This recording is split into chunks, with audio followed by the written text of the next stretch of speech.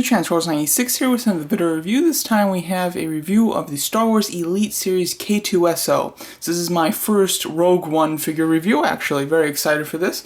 I do like the Elite Series quite a bit. I really do love the diecast factor to them, and I was extremely excited to see that the Disney Store will be continuing their Elite Series with a full lineup from Rogue One.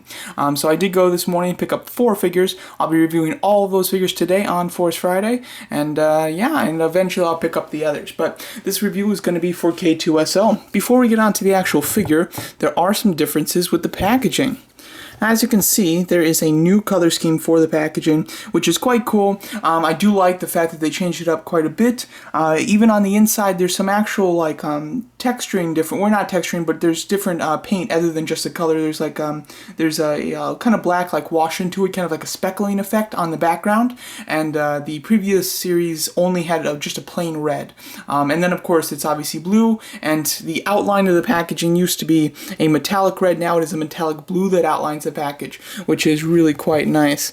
And on the back, as you can see, same thing, except now they have in the Elite Series is now blue instead of the metallic red.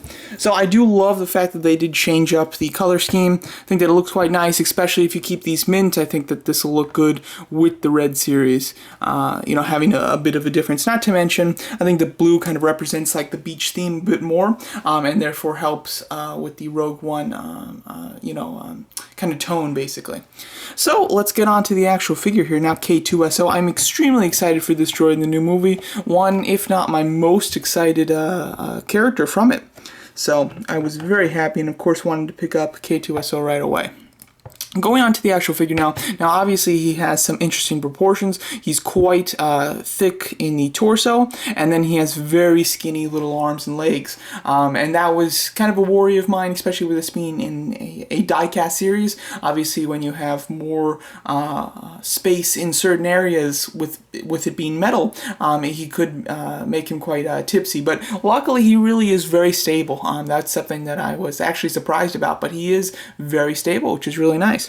Going over the actual head sculpt here, do like it quite a bit. You can see a lot of the inner workings like near the mouth area, which does look quite nice. And it's mostly silver with a little bit of like a light gold. It's a very light gold. And then of course he has the dark kind of metal gray kind of that caps it, and then on the sides. And then he has white eyes, which look very nice. Bit of red on the side there, and looking quite nice. The neck also has a lot of good detail in it, and it is just that that kind of gunmetal gray almost. I really do love the way that they sculpted this. As you can see, there's texture throughout it. It really looks like a metal item, and it is a metal item too, which is very nice, and I do like that a lot.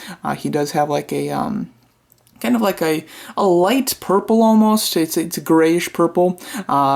At the center there, and then on the shoulders he has orange right around that, and then there is some like scraping, like intentional scraping, with some silver there, silver here, and then silver there. Gives him a bit more of a worn look. He has the Empire logo there, which does look quite nice. A splot of or a little splash of silver there, but that's very small. And as you can see, really nice detail throughout it, and like the fingers are detailed really cool as well. So I really like the detail on this figure.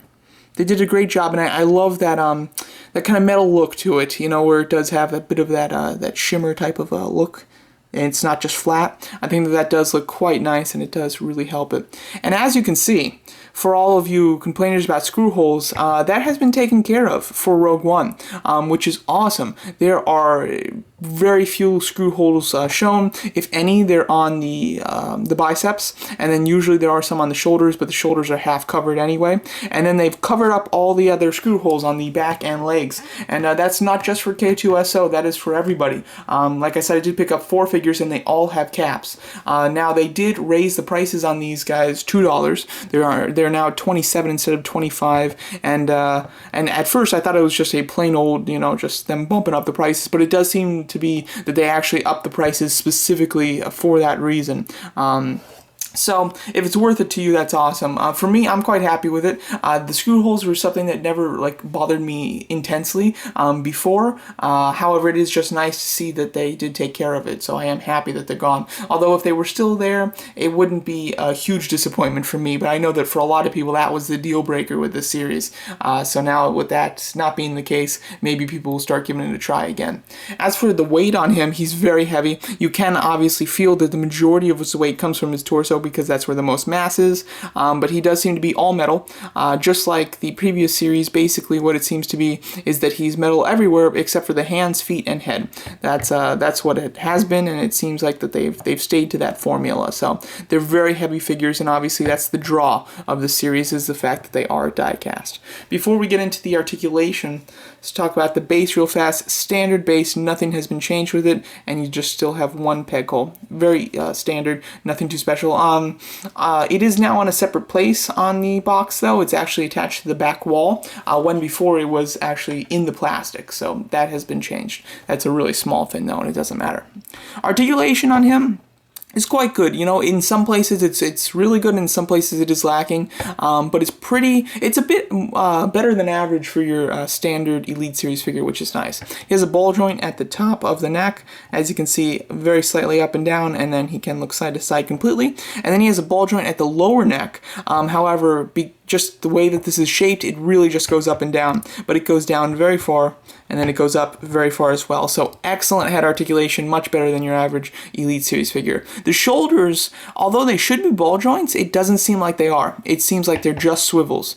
Oh, well, you know what? I see a hinge. Oh, look at that. I guess I wasn't pushing hard enough. You do have to push a bit, so that's great. Okay, so he does have hinge swivel shoulders. They're a bit hindered because they don't go out very far, but they do go in, which is nice. So that's good. I thought for a second that they just added swivels to him, but no, you do have a bit of a hinge there, which is nice. He has a swivel at the waist. It is a little bit loose for me. It's not super loose, but out of all the joints, that's going to be the loosest one on mine, at least.